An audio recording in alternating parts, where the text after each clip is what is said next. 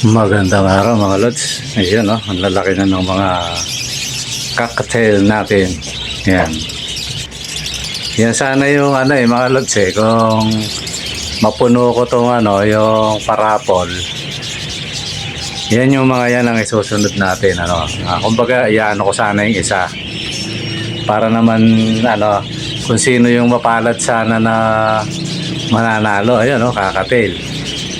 Kaso hindi mapuno yung mga lods yung entry natin mga lods. Kasi sayang naman di ba na. Totally kahit pato hirap tayo sa araw na to siya hanggang ngayon dalawa pa lang ang sumasali, si Timo J. Dilin saka si Vincent Benyarao mga lods. Kasi baka hindi naman natin makuha. Sayang naman yung yung mga ibon mga lods parang lang yun, para lang tayong nagparapol ng libre mga lods kaya kung gusto niyo mga parapol ko mga lods sali kayo. Kasi pag hindi ko nakakuha tong tamang presyo, ibobola ko to, kaya lang atras ko tong parapol ng cocktail mga lods. Siguro na lang kasi kailangan natin ng pera mga lods. Let it bang bang. Magandang araw mga lods. Ayan gaya ng sabi ko kanina mga lods yung aviary natin kailangan kong maitayo to. Kasi mahirap ngayon parang lang sana yan mga lods, pandagdag lang sana yung yung malilikom ko rito. Although mukhang kahit patoka hindi tayo makakuha. Kaya ganito na lang. Although may nagsuggest, sabi, sino ba yung nagsuggest sa akin? Sabi niya, punuin mo, Lord, sabi niya. Para para pag napuno, hindi ka talo. Gusto ko rin sana, kaya lang, ayoko namang mainip kayo kasi, siyempre, yan, pag pinuno natin yan, baka abutin ng isang buwan yan, mga Lods. So siguro gano'n na lang ang natin mga lods, ang setup natin sa takdang panahon. Irarapol ko to. Kahit dalawa lang yan mga lods, irarapol ko yan. Yan yung binanggit kong pangalan. Kahit sila lang dalawa, ibobola ko to kasi yun yung ko mga lods Yun yung pananaw ko sa sa pag-iibon ko. Di ba Nagparapol ako. Kaya mapuno hindi, kahit nung araw pa mga lods. Kahit noon pa. Di ba Kaya mapuno kaya hindi, yan. Nilalaban ko yan mga lods. Okay lang na kaya lang sana ang ko sana di ba, magpa-project tayo ng aviary. Pandagdag sana yun, although mukhang kahit patuka hindi tayo makakuha mga lods. Pero okay lang naman yan. Nga lang mga lods, i-atras ko muna siguro to pag hindi pag hindi ko nakuha yung price nito, i-atras ko na lang muna. Saka na lang siguro. Pag pag yung kasi nagbubuga pa naman yung mga yan. Di ba mga lods yan, huwag kayong mag-alala. Kasi yung hindi ko nabanggitin inaawitan na nga yung natira Yung sabihin nyo laging nababalo. Namamatay yung kapares. Lods, hindi na katabanggit yung pangalan pero pasensya ka na kasi yun talaga yung gusto kong kulay na palabasin. Diba kaya sex link ang ginagawa ko doon para dalawang mutation kagad, yung lahi niya at saka lahi ng babae. Ganun yun mga lods. Kasi ito kung napansin nyo yung yung tinakita ko mga ibon ko ulit, ilalabas ko ulit dyan.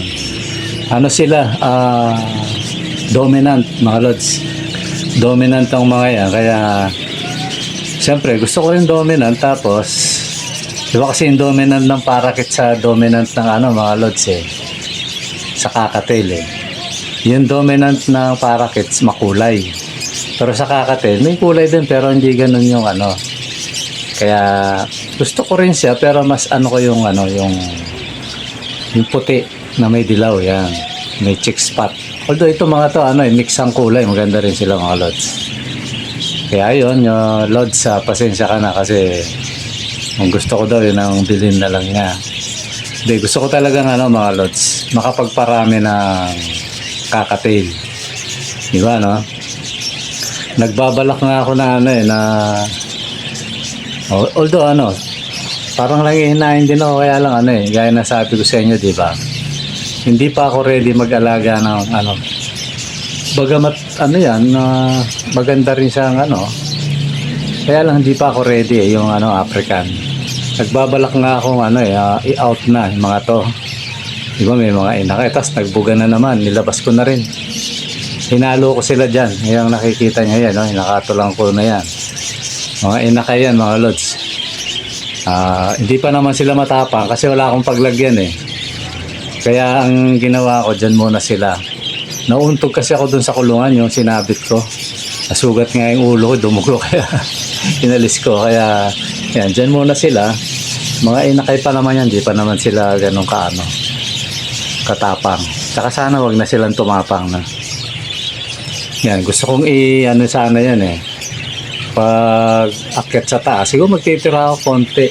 Baka yung lahat ng mga inakay i-out ko. Kita nyo, di ba, magaganda yung inakay.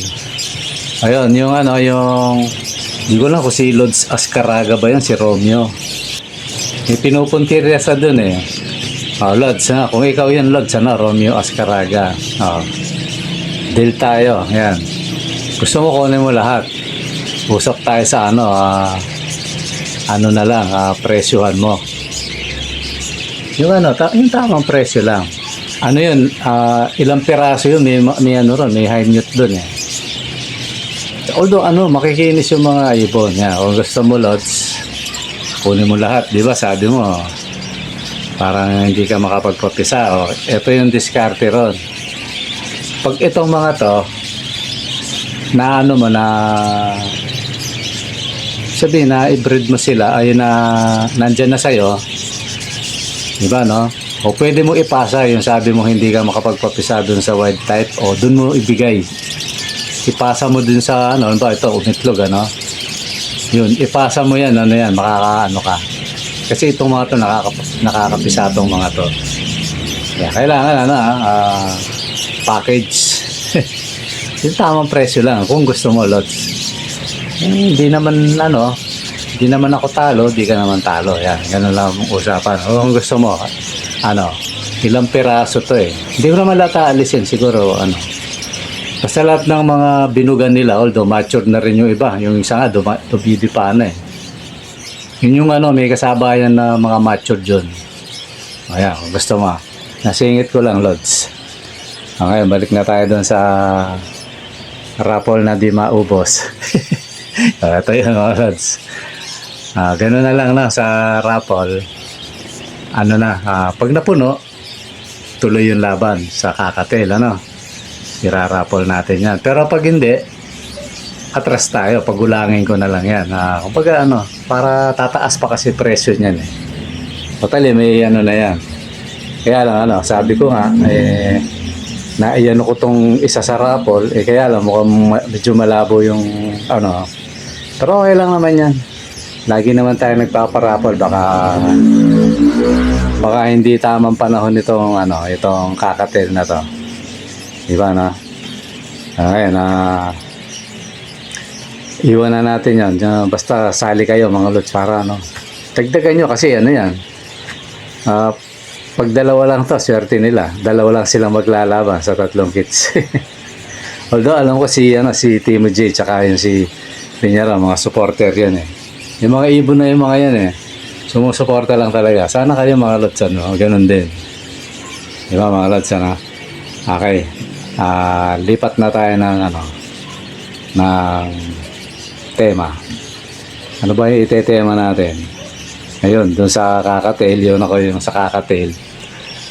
Magkukwento lang ako ng experience. Kasi to napisa tong mga to, unang may napisa, Agis yata. Kasi nakita ko pisa na, medyo na siya. Agis. Hindi ko lang kung anong pecha ngayon. Wala akong naka-cellphone lang ako, mga Lods. So may kita na sila. Kung 29 ngayon o 28, di ko alam mga lods sa anong petsa ngayon kung tama yung sinabi ko. So, ibig sabihin, 18 to 19 days na yung mga inakay, mga lods. So, eto, magkukwento lang ako kasi pag umaga kasi ano yan sinisilip ko tapos pag medyo maaga ako, kahit madilim nga minsan, iniilawan ko siyempre, excited, di ba? First time, sabi nga. Yun. So, ang ibig ko lang sabihin mga lods, pinag-aaralan ko na yung behavior. Yan, eksakto. Eksakto yung pagkakuha ko sa kanila, namisa sila. Di ba, no? Nag-itlog ka agad. So, ibig sabihin yung kakatel, mga lods. Ito, sagot ko dun sa yun nga ba yung inano ko kahapon. Ayaw kong banggitin kasi minsan ayaw niya nababanggit yung pangalan niya Ano yun, lods, tinatanong mo kung paano paano mag-breed, kung paano ba't ang bilis. Ano yun? Sa pag-aalaga yun, mga lods. Yan, gaya ng sabi ko, parang parakeets, I-apply ko yung parakeets sa'yo, tsaka ito, i-combine natin. Nung ako'y nag-alaga ng parakeets, mga lods, ano siya, siyempre, nung una, hindi tayo marunong, kalkal tayo ng kalkal. Ayun, walang napisa. Tapos, medyo nag-research ako. Ayun, natagpuan ko yung mahusay na, sa ibang bansa ito, mga lods, mahusay siya, yun, sinundan ko yun. Sabi ko, ganun pala. O yun, magmula nun, mga lods. Tapos, gumagawa ko sarili kong technique, kasi sabi niya nga, huwag daw hawak ng hawak sa, sa inakay. Pag may inakay na, kasi baka pag naamoy, may amoy yung kamay natin, papatayin niya. Yan ko naman, kaya nangahas ako na hinahawakan kasi gaya na sabi ko sa inyo, hindi ako naninigarilyo. Noong araw, umiinom ako noong araw, naninigarilyo ako. Totally, marami akong bisyo. Pampabakla lang yata yung bisyo mga lods. Joke lang yung mga lods. May mga Ano yan mga lods? Ibig sabihin, noong araw, mabisyo rin tayo. Ngayon, doon sa nababasa ko, kailangan daw walang amoy yung kamay mo, ganito. Dami niya sinabi. Kaya ako, nangahas akong hawakan kasi wala namang amoy yung kamay ko Hindi rin ako, ibababad mo pa yung kamay mo sa, sa patoka. Hindi ko rin ginawa yun mga lods. Kasi, sumubok ako talaga. Sabi ko, tingnan ko nga. Baka parang, kakaunterin mo yun kung ano epekto. Ayun, nawa naman ang Diyos mga lods, pag wala namang amoy yung kamay mo, kahit hindi mo ibabad sa patoka, ayun, okay, walang problema. Pero huwag yung gagayahin to mga lods Kasi ako talaga, wala akong bisyo, tsaka wala, lang hinahawakan ko, wala namang masyado. Tsaka sinisiguro ko malinis yung kamay ko mga lods pag pumunta ako sa ibunan. Ganun yun. Ngayon kung kaya, huwag yung gagayahin, gamitin nyo pa rin yung tamang technique, yung hawak kayo ng patoka, medyo lamas-lamasin gano'n para kumapit yung amoy bago kayo humawak sa inakay para sigurado mga lods. So ayun mga lods, yung nagtanong sa akin nung kahapon. Total, isang araw pa yung kahapon ko lang sinasagot pero hindi ako makasagot ng maganda. Ngayon, isi-share ko lang sa inyo tsaka sa kanya yung experience ko.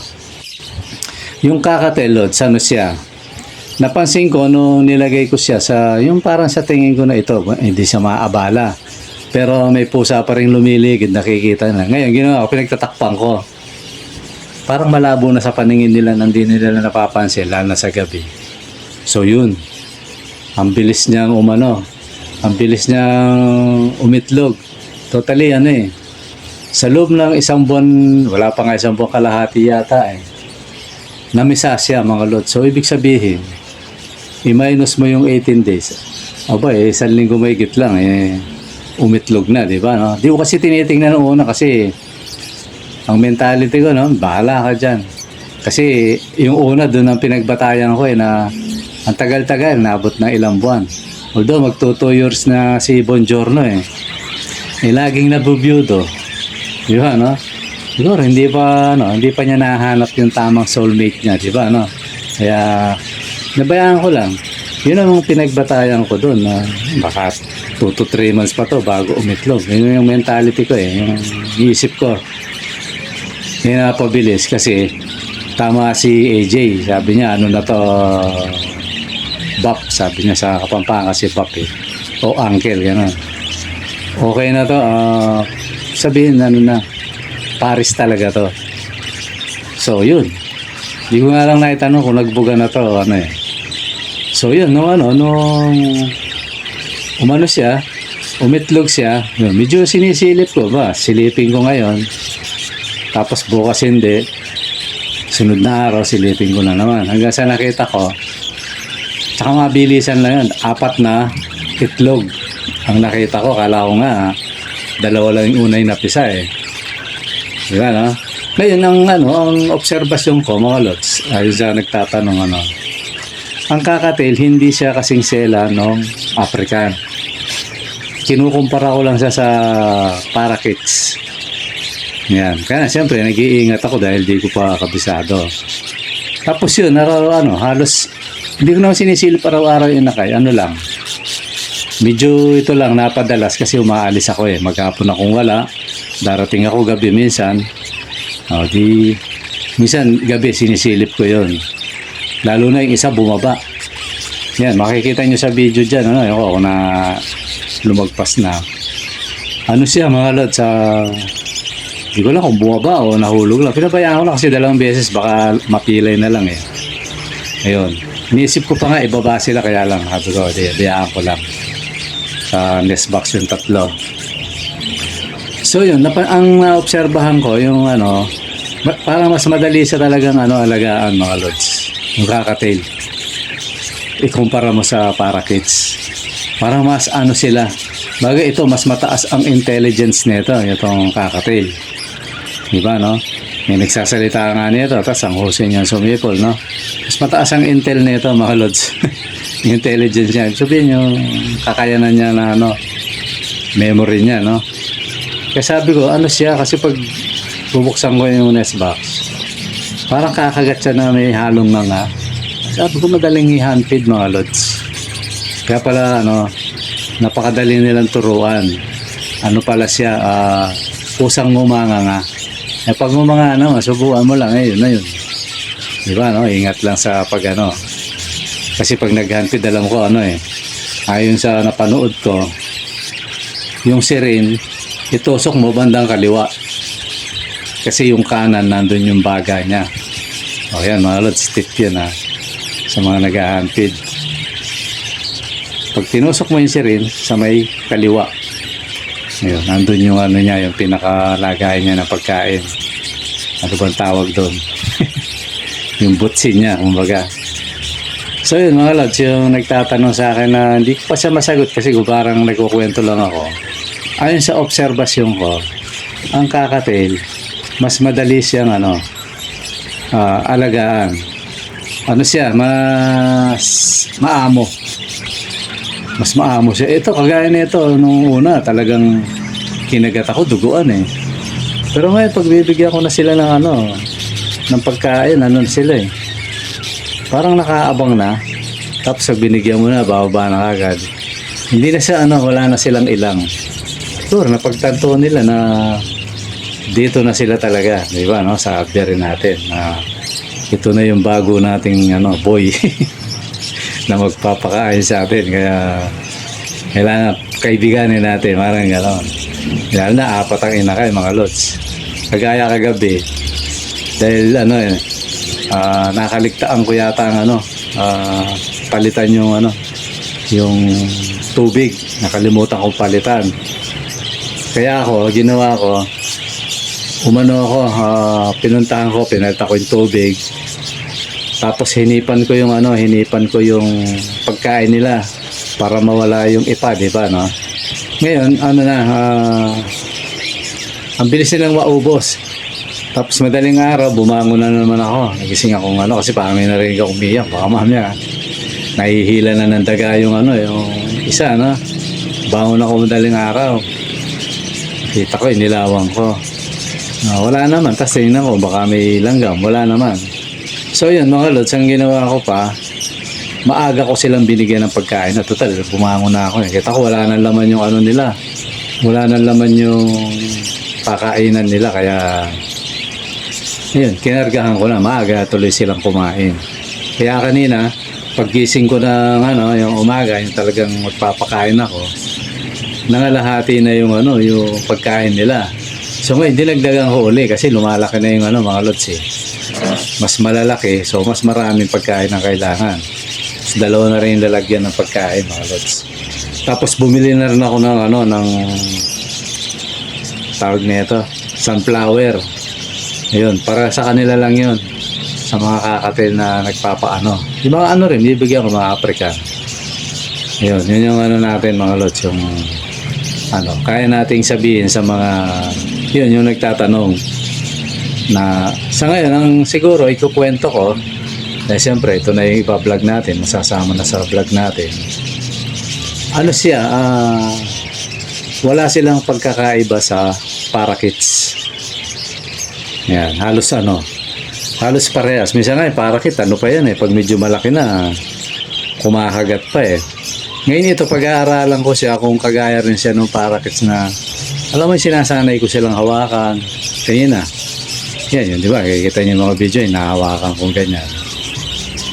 Para ba maamoy nila ako, masanay sila sa akin na, malay nyo, yung napapaamo ko na parakeets na hindi naman hunted, umaamo. Baka magawa ko rin sa mga kakatil, mga lods. So, yun lang siguro, mga lods, particular dun sa nagtatanong, kasi, di pa naman natin kabisado tong mga kakatil na to. Diyan mo yan, habang tumatakbo yung panahon yan, medyo pag-aralan natin yung behavior, yung sarili nating yung sariling pagsusuri, di ba, Tapos titingin tayo sa libro kung tama yung ganyan. Maganda rin kasi yung yung sarili mong na yung malaman mo yung behavior niya para at least hindi hirap ang ibon, hindi ka rin hirap na mag-alaga mga lods. So yun yung mga sikreto sa pag-ibon mga lods. Kailangan pag-aralan mo. Yung iba ngayon pinag-aaralan yung mga genetic na pero ako malayo pa ako doon. Ayoko pong pag-aralan yun, basta ako i-enjoy ko lang yung yung pag-mutation, magparami, yun, gano'n lang. Minsan kaya nating paamuhin natin. Ganun lang mga lods. Okay mga lods, siguro hanggang dito muna. At sana bago matapos tong pag-upload ko kaya kayo mga lods para matuloy. Yung lahat ng pinakita ko ng mga kakatil na yan, isa dyan. Kung sakali ang ipaparapol natin. Sali kayo mga lods para para malay nyo, may swertihin sa inyo. Ayan, mapunta yung kung ipaparapol natin, mga lods. Okay mga lods, maraming salamat sa panonood. Bye-bye.